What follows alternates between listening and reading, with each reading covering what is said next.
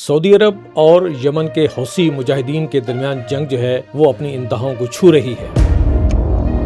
حوثی مجاہدین نے ریاض کے جو ہے وہ ایئرپورٹ کو جو ہے وہ نشانہ بھی بنایا ہے۔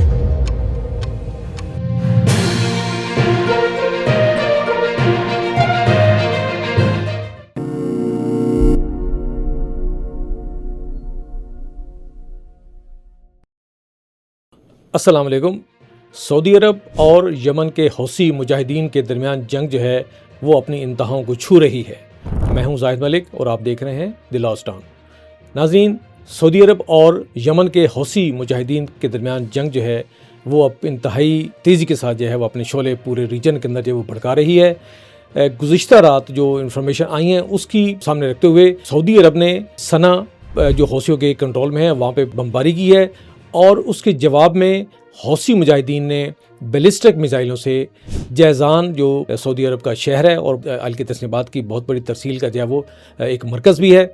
اس کے اوپر جو حملہ کیا ہے اور آرامکو کی اس انڈسٹری کو شدید نقصان پہنچایا، اور وہاں پہ اس وقت جو ہے وہ آگ کے شعلے بلند ہو رہے ہیں۔ اسی طرح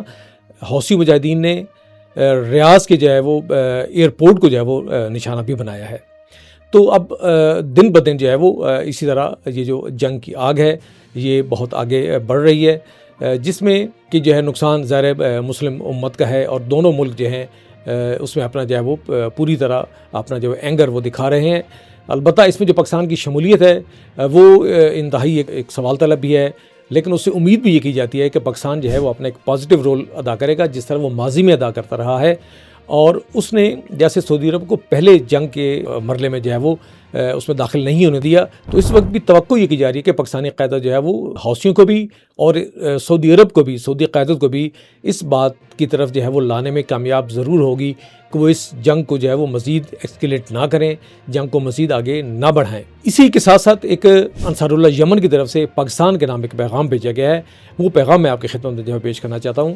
سنا سے یمن کے انصار اللہ کی قیادت سے وابستہ محمد الفرج نے سعودی عرب کے ساتھ دفاعی معاہدے اور بحیرہ احمر میں جہاز رانی کی سیکورٹی پر تبصرہ کرتے ہوئے پاکستان کے نام ایک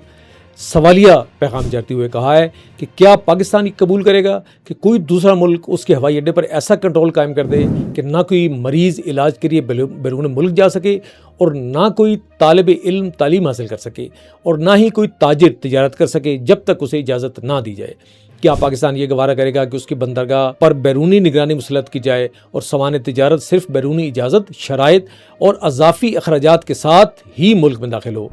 اور کیا پاکستان اس بات پر راضی ہوگا کہ کوئی دوسرا ملک اس کے حکام کی تقرری داخلی معاملات اور خود مختار فیصلوں میں مداخلت کرے؟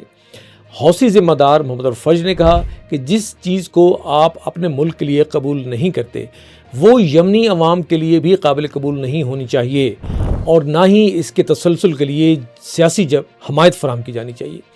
پیغام میں پاکستان سے، جس نے ماضی میں خطے میں ثالثی اور کشیدگی کم کرنے کے لیے کوششیں کی ہیں، اپیل کی گئی ہے کہ وہ محصور اور متاثرہ یمنی عوام کے خلاف کسی بھی قسم کے ظلم کا حصہ نہ بنے۔ مجھے اجازت دیجیے، اللہ حافظ۔